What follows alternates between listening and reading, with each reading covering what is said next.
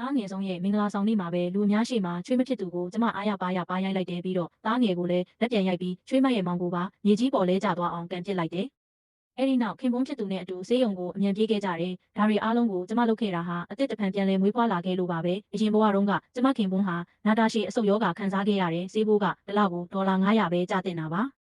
သူကတားကြီးဆုံးစီဖုန်းဆက်ခဲ့ပေမဲ့စကားတော်မဆုံးသေးခင်ဖုန်းချသွားခဲ့တယ်။နိုင်ငံသားမှာရှိတဲ့တားငယ်ကတော့ပိုဆိုးတာပေါ့နိုင်မမိဘူးလို့အကြောင်းပြခဲ့တယ်။အနားမှာရှိနေတဲ့တားလက်ကလည်းတပြားတစ်ချက်မှမဆိုင်ထုတ်ပေးခဲ့ဘူး။အပင်ပန်းခံပြုစုပြောထောင်ခဲ့ရတဲ့တား3ယောက်စလုံးကအသက်ငယ်ဖို့အတွက်ဒီငွေလေးတောင်မပေးကြဘူးဆိုတာကျမအိမ်မက်တောင်မမက်ခဲ့ဘူး။အဲ့ဒီအချိန်မှာကျမနောင်တတွေနဲ့ပြည့်နှက်သွားခဲ့တယ်။ကျနာတက်ပြီးရိုးသားတဲ့ခင်မွန်းဟာလည်းအကြီးအကျယ်စိတ်ပြတ်သွားခဲ့တာပေါ့ကျမကိုဝင်တော့ဝင်ဖို့မဖြစ်စေချင်လို့ကျမအိမ်နေတုံးသားတွေကိုကျမကိုကောင်းကောင်းဆောက်ရှောက်ပေးဖို့တေတန်းစာရေးထားခဲ့ပြီးဒီလောကကြီးကနေထာဝရထွက်ခွာသွားခဲ့တယ်။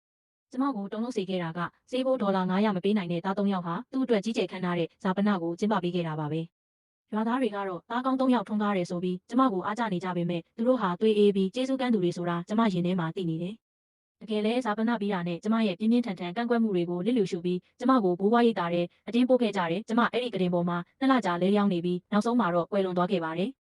မသေးခင်မှာလွန်ခဲ့တဲ့အနှစ်30ကမီးပွားရင်အသက်ဆုံးရှုံးခဲ့တဲ့သမီးလေးကိုမမျှော်လင့်ပဲမြင်လိုက်ရတယ်။သူကကျမနဲ့တူထာဝရရှိနေမယ်လို့ပြောခဲ့တယ်။ကောင်းကင်ဘုံကကျမကိုတနာလို့လားမသိဘူး။ကျမအသက်တဖန်ပြန်မွေးဖွားလာခဲ့တယ်။သားငယ်ရဲ့မင်္ဂလာဆောင်နေ့ဟာသမီးလေးမီးပွားရခတ်နေတဲ့နေ့လည်းဖြစ်နေတယ်။ကျမနဲ့ခင်မွန်းစေးရုံကိုအပြေးသွားဖို့ပြင်ပေမဲ့ချွေးမကကျမတို့ကိုသွားခွင့်မပေးဘဲတားဆီးခဲ့တယ်။ဒုတိယအကြိမ်ပြန်ရှင်တန်ခွင့်ရတဲ့အခါမှာတော့ကျမချက်ချင်းပဲသွေးအေးသွားခဲ့တယ်။ဘာလို့လဲဆိုတော့သမီးလေးရဲ့အခြေအနေဟာဒီချွေးမရဲ့မောင်ကြောင့်ဖြစ်ခဲ့ရတာလေ။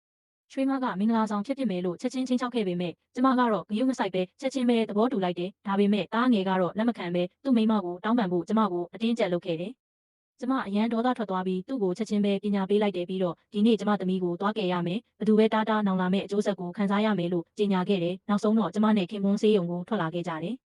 ကံကောင်းကျင်တော့ကင်းလှည့်နေတဲ့ရဲဘော်တယောက်ကိုမတော်တဆတွေ့လိုက်ရတယ်။ကျမရှေ့ကိုပြေးသွားပြီးဒူးထောက်တောင်းပန်ကသမီးလေးကိုကယ်ပေးဖို့ပြောခဲ့တယ်။သမီးလေးကမိဘရင်သွေးအလွန်ကြုံထွက်နေလို့သွေးသွင်းဖို့အရေးပေါ်လိုအပ်နေတာပါ။ဒါပေမဲ့သွေးပံမှာသွေးမရှိတော့ဘူး။ရဲဘော်ကိုယ်တိုင်သူ့ဖွဲ့ကိုဦးဆောင်ပြီးကျမတို့ကိုစေးရုံအထိလိုက်ပို့ပေးခဲ့တယ်လို့သမီးလေးအတွက်သွေးရဖို့လည်းစီစဉ်ပေးခဲ့တယ်။နောက်ဆုံးမှာတော့သမီးလေးရောမြေးလေးပါဘေးကင်းသွားခဲ့ပါပြီ။ရင်ထဲကအပူထုတ်ကြီးလည်းနောက်ဆုံးတော့ကျသွားခဲ့ပြီပေါ့။